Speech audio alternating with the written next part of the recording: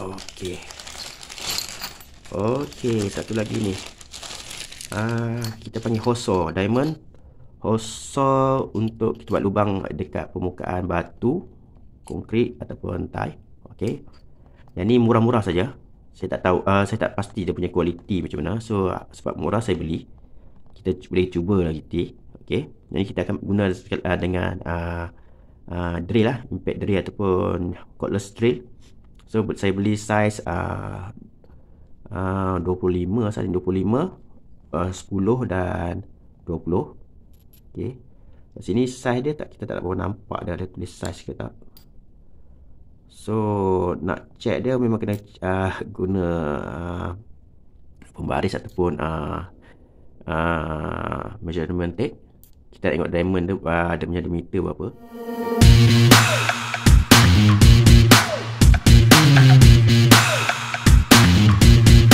Okey, tengok. Kita zoom sekali. Okey.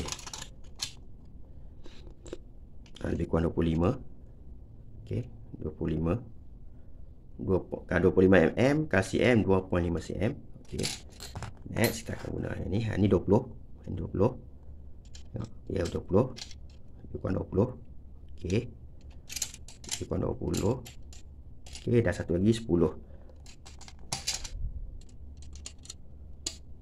Okey, lebih kurang 10. Okey, tepat sekali. So yang ni kita guna untuk buat paip, lubang paip, untuk lubang paip ataupun filter untuk yang untuk melalui tile lah. So sini kita tak boleh nampak dia punya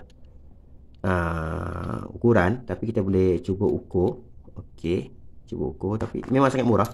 Kalau beli kat luar pun saya tak pasti boleh dapat berapa ni. Sebab satu pun tak tahu, kita boleh cuba dulu untuk buat hose saw. Kalau ni mungkin pakai buang saja. Okey, ni dia 3. So saya akan guna diamond cutter ni untuk buat lubang ni. Okay, so kita akan test diamond cutter Shopee ni. Okey.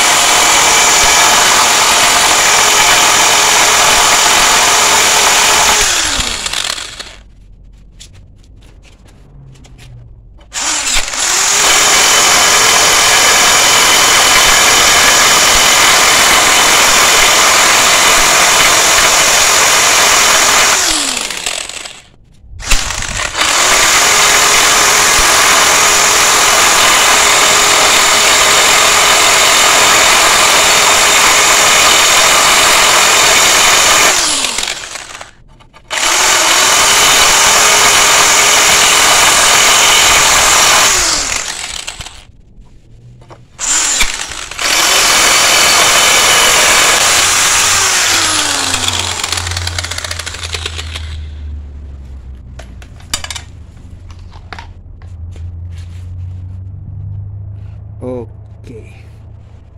Okey, nampaknya diamond cut hose saw ni.